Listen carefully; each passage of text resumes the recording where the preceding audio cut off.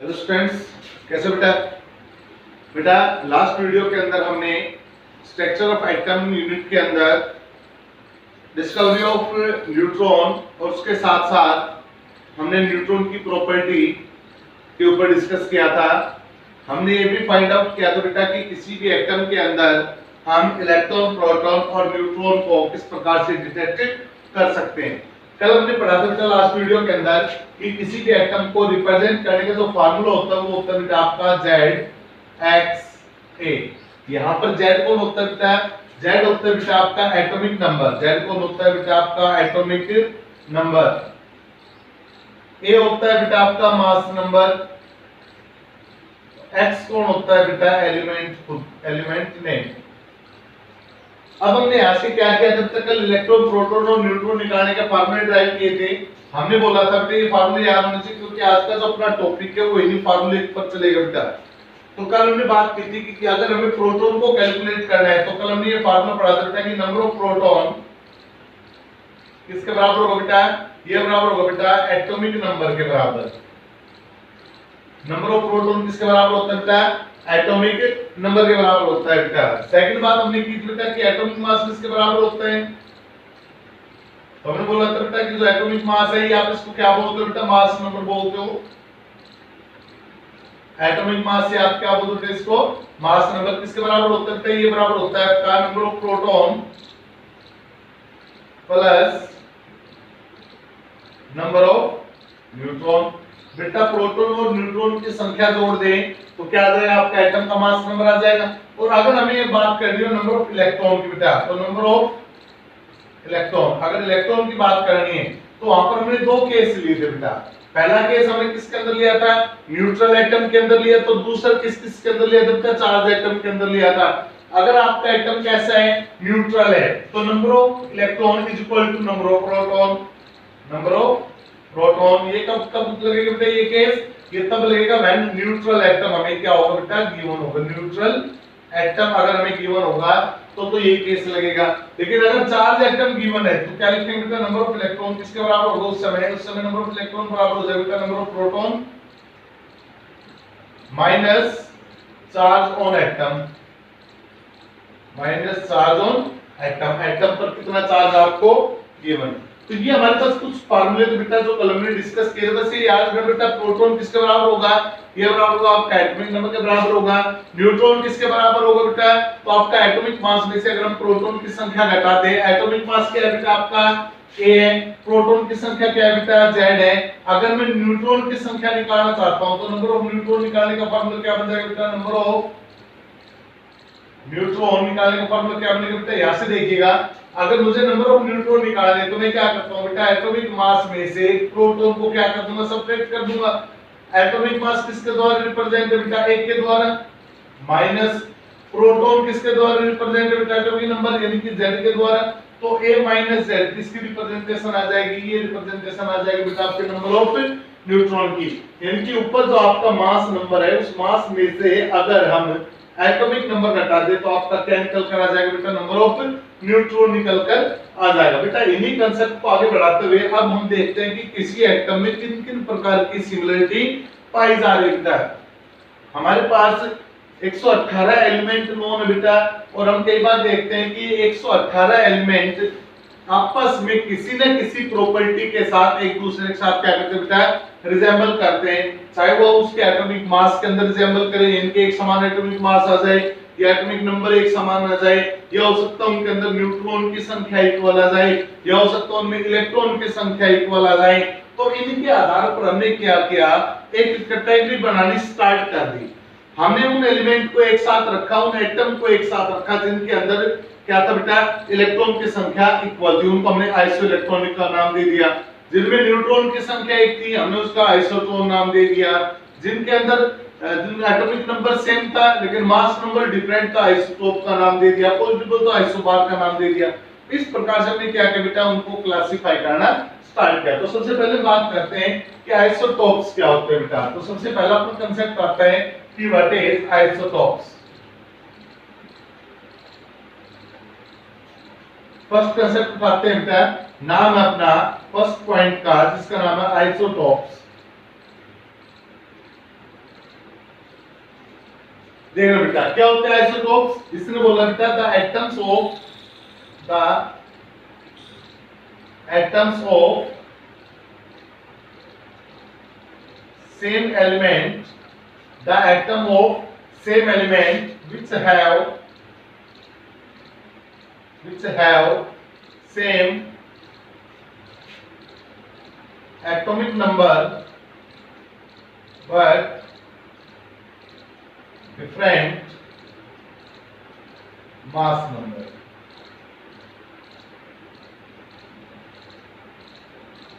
ध्यान से सुनिएगा बेटा, क्या होते हैं बेटा आपके आइसोटोप्स।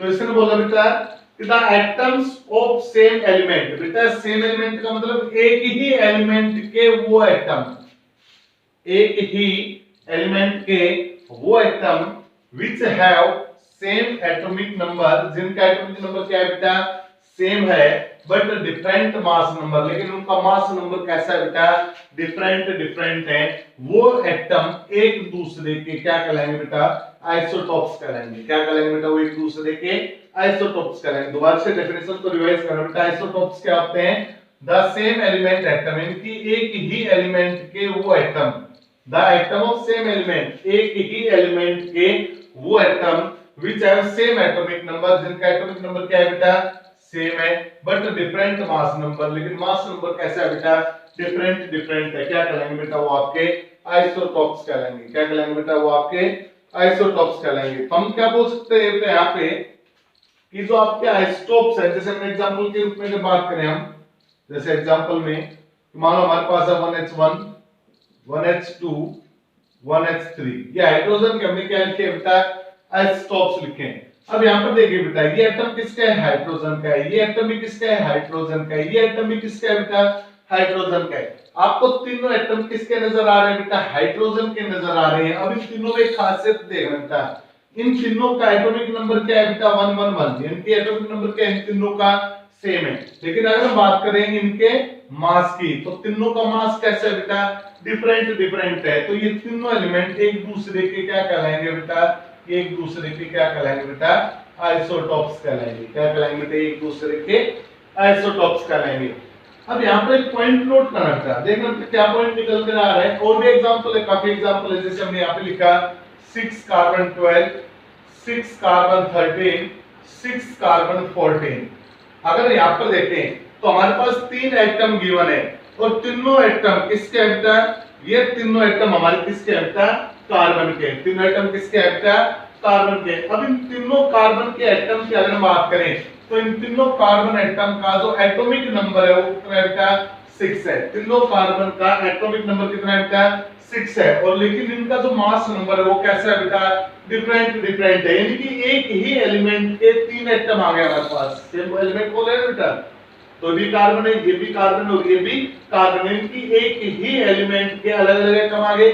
अब अलग अलग एटम है तो एटॉमिक नंबर सबका सेम है, ये देखिए बेटा एटॉमिक नंबर सबका सेम है, लेकिन मास नंबर सबका कैसा है बेटा डिफरेंट है। तो ये तीनों एलिमेंट एक दूसरे के क्या कहलाएंगे बेटा आइसोटोप्स कहलाएंगे। क्या कहलाएंगे बेटा एक दूसरे के आइसोटोप्स कहलाएंगे। तो हम क्या बोल सकते हैं बेटा कि जो आपके एलिमेंट होते हैं उन एलिमेंट के अंदर अगर हम देखें तो एटॉमिक नंबर क्या है आपका सेम है। हाइड्रोजन की बात कर लो, चाहे आप कार्बन की बात कर लो, चाहे आप ऑक्सीजन की बात कर लो, चाहे आप सल्फर की बात कर लो, चाहे आप यूरेनियम की बात कर लो, सभी के अंदर क्या है बेटा आपका एटॉमिक नंबर सभी के अंदर क्या रहेगा सेम रहेगा। तो इसका मतलब क्या है बेटा कि जो आपके आइसोटोप्स होते हैं उन आइसोटोप्स में अगर आपका एटॉमिक नंबर सेम है, अगर आपके आइसोटोप्स में एटॉमिक नंबर क्या है बेटा सेम है, तो इसका मतलब क्या है बेटा कि इन सभी के अंदर नंबर ऑफ प्रोटॉन कैसे होंगे बेटा सेम होंगे। पॉइंट क्लियर है यानी कि जितने आपके यहाँ पर प्रोटॉन होंगे उतने ही प्रोटॉन यहाँ पर होंगे, उतने ही प्रोटॉन यहाँ पर होंगे। तो हम बोल सकते हैं बेटा तीन isotopes having the same number of proton, और जब प्रोटॉन सेम है तो आपके इलेक्ट्रॉन भी क्या होंगे सेम होंगे। तो हम क्या बोल सकते हैं बेटा कि आइसोटोप्स के अंदर प्रोटॉन और इलेक्ट्रॉन की जो संख्या है वो क्या रहती है बेटा आपकी सेम रहती है। जितने आपके प्रोटॉन होंगे उतने आपके इलेक्ट्रॉन होंगे, और जो आपके इस एटम में होंगे उतने ही अगले एटम में होंगे, उतने ही उससे अगले एटम के अंदर होंगे। तो हम क्या बोल सकते हैं बेटा कि जितने भी आपके आइसोटोप्स होते हैं all isotopes have same number of electrons and proton की सभी आइसोटोप्स के अंदर इलेक्ट्रॉन और जो प्रोटॉन की संख्या है बेटा वो क्या रहती है आपकी सेम रहती है। सेकंड नंबर आप क्या बोल सकते हैं बेटा कि जितने भी आइसोटोप्स होते हैं या हम अगर जनरली बात करें एटम की the chemical properties of atom is controlled by its electrons। बेटा किसी भी एटम की जो केमिकल प्रॉपर्टीज होती है वो किसके द्वारा कंट्रोल की जाती है बेटा, उसके इलेक्ट्रॉन्स के द्वारा कंट्रोल की जाती है। भाई केमिकल प्रॉपर्टी क्या होती है बेटा, किसी भी प्रकार की कोई भी केमिकल रिएक्शंस को शो करना। अब जब एटम केमिकल रिएक्शन में पार्टिसिपेट करता है तो एटम का जो सब एटॉमिक पार्टिकल है इलेक्ट्रॉन वो भी रिएक्शन में पार्टिसिपेट करेगा। कई रिएक्शन ऐसे होते हैं बेटा जिनके अंदर एटम आपका इलेक्ट्रोफाइल की तरह काम करेगा, कईयों के अंदर बेटा फ्री रेडिकल की तरह काम करता है, किसी के अंदर न्यूक्लियोफाइल्स की तरह काम करता है, किसी के अंदर इंटरमीडिएट का काम करता है। ये आगे चलकर जैसे जैसे आपकी केमिस्ट्री आगे बढ़ेगी तो उसके अंदर आप इनके बारे में ज्यादा जानोगे बेटा।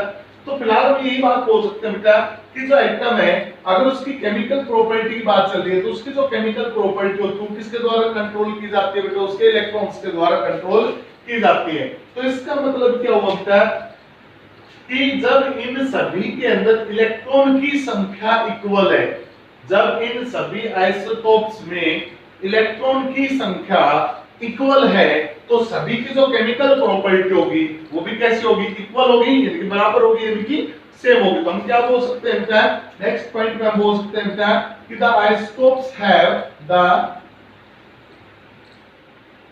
Isotopes have same chemical properties.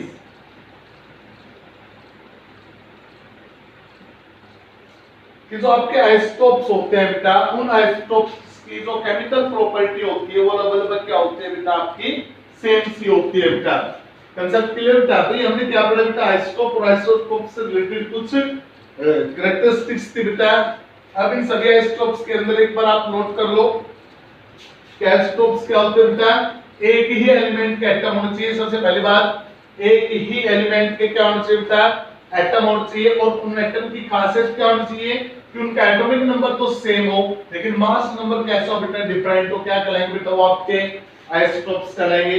जैसा कि हमने यहाँ पे लिखा है 6 कार्बन 6 कार्बन 6 कार्बन, तो ये तीन एटम हमने कार्बन के लिए, तीनों एटम सेम हो गए। लेकिन अगर इनके मास की बात करें तो एक कार्बन का मास 12 है, एक का 13 और एक का कितना है बेटा 14 है। तो ये आपके क्या कहलाते हैं बेटा, ये आपके कहलाते हैं आइसोटोप्स। अगर और एग्जांपल लेना चाहो तो और एग्जांपल जैसे हमने यहाँ पे लिखा 92 यूरेनियम 235, 92 यूरेनियम 35, 92 यूरेनियम 238 और 92 uranium 239।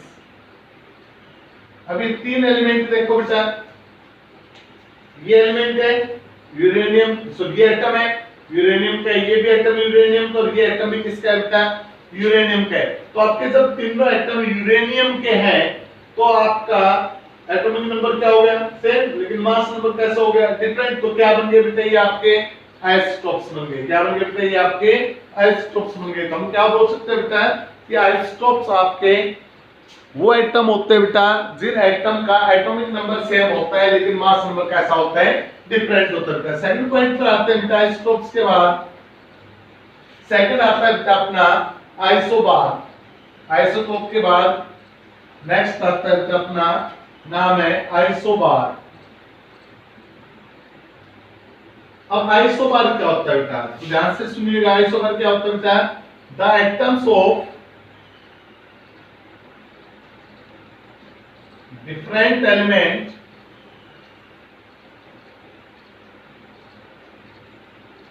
the atoms of different elements which have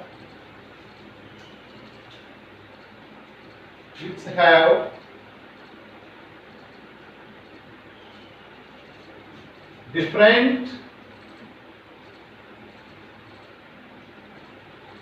atomic number but same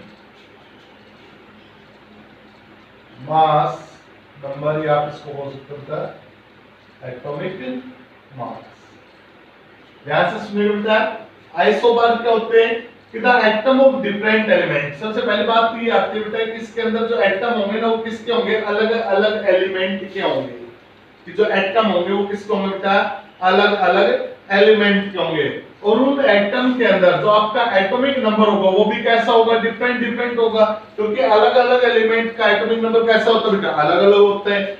लेकिन उनका जो मास नंबर होगा वो क्या होगा बेटा, आपका सेम होगा। लेकिन मास नंबर कैसा होगा बेटा, वो आपका सेम होगा। तो वो एलिमेंट आपके क्या कहलाएंगे, वो एटम आपके क्या कहलाएंगे बेटा, आइसोबार कहलाएंगे। अब ध्यान से सुनिएगा बेटा कि उसने बोला है कि जो आपका एटॉमिक मास है वो क्या है, सेम है। जैसे हम एग्जांपल की बात करें पहले, तो आइसोबार के कुछ एग्जांपल है बेटा हमारे पास जिनके ऊपर हम डिस्कस करेंगे अभी। कि पहले डेफिनेशन कांसेप्ट को क्लियर करो बेटा कि आइसोबार क्या होता है बेटा।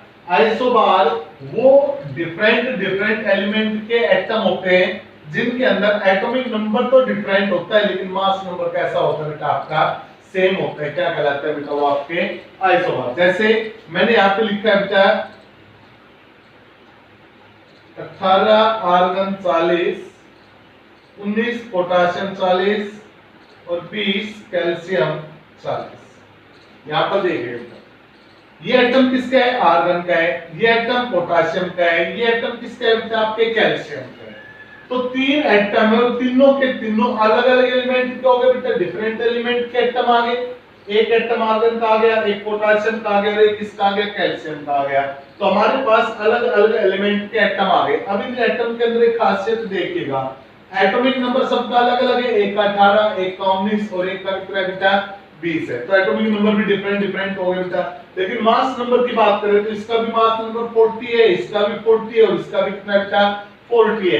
तो हम क्या बोल सकते हैं कि एक अलग अलग एलिमेंट के ऐसे एटम, अलग अलग एलिमेंट के ऐसे एटम जिनका एटॉमिक नंबर भी अलग अलग हो लेकिन मास नंबर क्या बेटा आपका सेम हो, तो क्या कहलाएंगे बेटा, एक दूसरे के आइसोबार कहलाएंगे। क्या कहलाएंगे बेटा, आइसोबार। अब एक पॉइंट नोट करना है, आइसोबार के अंदर हमने बोला कि उनका एटॉमिक मास क्या होगा बेटा, सेम होगा। एटॉमिक मास क्या होगा, सेम। तो एटॉमिक मास सेम है तो इसका मतलब एटॉमिक मास में तो दो चीज होती है बेटा, नंबर ऑफ प्रोटॉन भी होते हैं और प्लस में क्या होता है, इसमें नंबर ऑफ न्यूट्रॉन होते हैं बेटा। एटॉमिक मास में दो चीज होती है बेटा, प्रोटॉन प्लस में न्यूट्रॉन। अब उसने बोला इन सब का एटॉमिक मास क्या है, सेम है। तो इसका मतलब सभी के अंदर जितने प्रोटॉन होंगे उतने ही न्यूट्रॉन होंगे। सभी के अंदर प्रोटॉन और न्यूट्रॉन की संख्या कैसी होगी बेटा, बराबर बराबर होगी। क्योंकि आर्गन में जितने प्रोटॉन उतने ही प्रोटॉन पोटासियम में और उतने ही प्रोटॉन किसमें पाए जाएंगे, कैल्शियम में। लेकिन अगर स्टेटमेंट देखें तो तीनों का जो एटॉमिक नंबर है वो कैसे है, डिफरेंट डिफरेंट है। तो इसका मतलब प्रोटॉन की संख्या तो इक्वल नहीं है। और जब प्रोटॉन की संख्या इक्वल नहीं है तो न्यूट्रॉन की संख्या भी इक्वल नहीं होगी बेटा। तो जो आपका आइसोबार होता है बेटा, तो आइसोबार के अंदर ना ही तो प्रोटॉन की संख्या इक्वल होती है और ना ही न्यूट्रॉन की संख्या इक्वल होती है और ना ही आपके इलेक्ट्रॉन की संख्या इक्वल होती है बेटा। तो आइसोबार एक ऐसा स्पीशीज होता है बेटा जिस स्पीशीज के अंदर तीनों सब एटॉमिक पार्टिकल की संख्या कैसी होती है बेटा, डिफरेंट डिफरेंट होती है। तो क्या कहलाते हैं बेटा, आपके आइसोबार कहलाते हैं। अब एक बात सुनना, हमने बोला जब प्रोटॉन डिफरेंट डिफरेंट है तो प्रोटॉन किसके बराबर होते हैं, इलेक्ट्रॉन के बराबर होते हैं। तो इसका मतलब इलेक्ट्रॉन भी कैसे होंगे, डिफरेंट डिफरेंट होंगे। और आपने लास्ट ही टॉपिक के अंदर एक बात पढ़ी थी बेटा कि किसी भी एलिमेंट की केमिकल प्रॉपर्टी किसके द्वारा कंट्रोल की जाती है, इलेक्ट्रॉन के द्वारा। जब इलेक्ट्रॉन की संख्या बराबर होगी तो उन सभी एलिमेंट की केमिकल प्रॉपर्टी भी बराबर होगी। लेकिन यहाँ पर तो इलेक्ट्रॉन की संख्या कैसी है बेटा, डिफरेंट डिफरेंट है।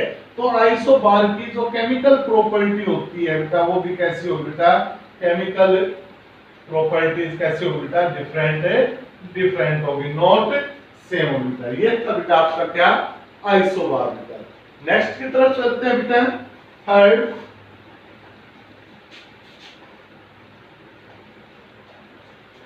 थर्ड बेटा आपका आइसोटोन्स।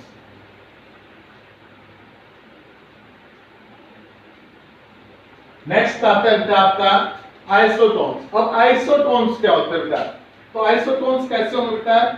द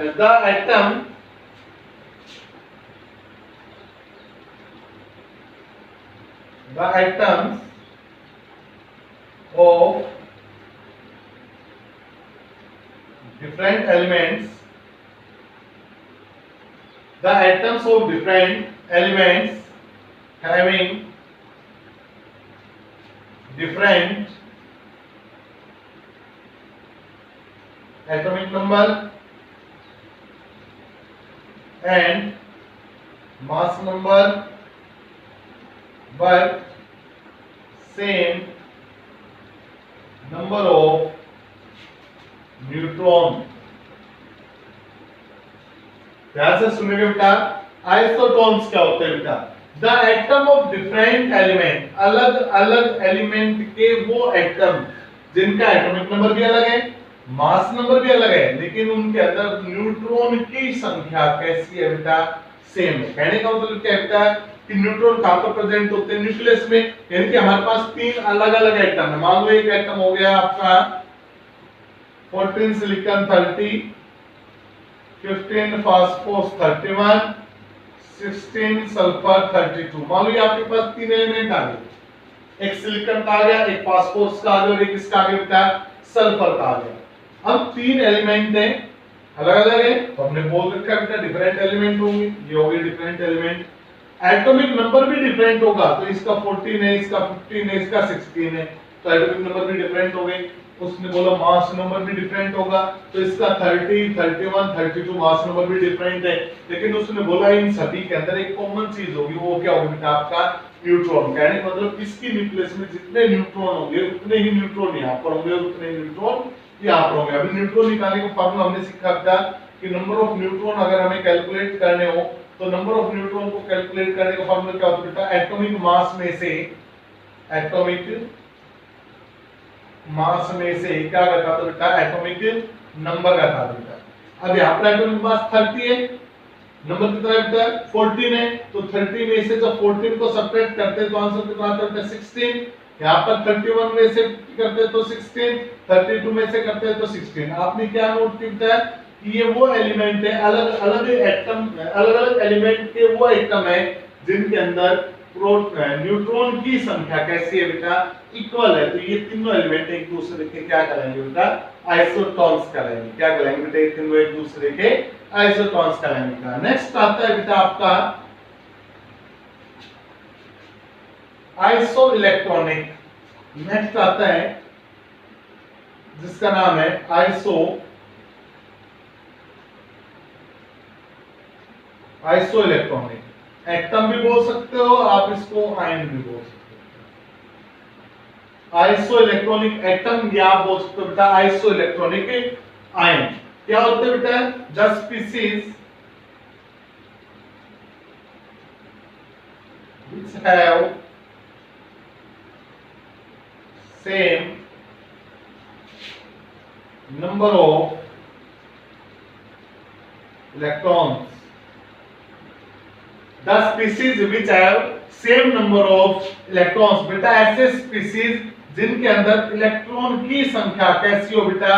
सेम हो, वो क्या कहलाएंगे बेटा? आपके आइसो इलेक्ट्रॉनिक एटम या आयंस कहलाएंगे बेटा। तो आइसो इलेक्ट्रॉनिक क्या होता है बेटा? आपके वो स्पीसीज होते हैं जिन स्पीसीज के अंदर इलेक्ट्रॉन की संख्या कैसी होती है बेटा? आपकी सेम होती है। क्या कहलाते हैं बेटा? वो आपके आइसो इलेक्ट्रॉनिक कहलाते हैं बेटा। तो आइसो इलेक्ट्रॉनिक की डेफिनेशन क्या होगी बेटा? आइसो इलेक्ट्रॉनिक आपके वो स्पीसीज हो गए जिन स्पीसीज के अंदर क्या होगा बेटा? इलेक्ट्रॉन की संख्या इक्वल हो। जैसे हमने यहाँ पे लिखा ऑक्सीजन 2 नेगेटिव, हमने लिखा फ्लोरीन 1 नेगेटिव, हमने लिखा बेटा Na positive, Mg2 positive, Al3 positive, हमने लिखा बेटा यहाँ पे नियोन। ये सारे कौन बेटा? ये सारे एक दूसरे के क्या है बेटा?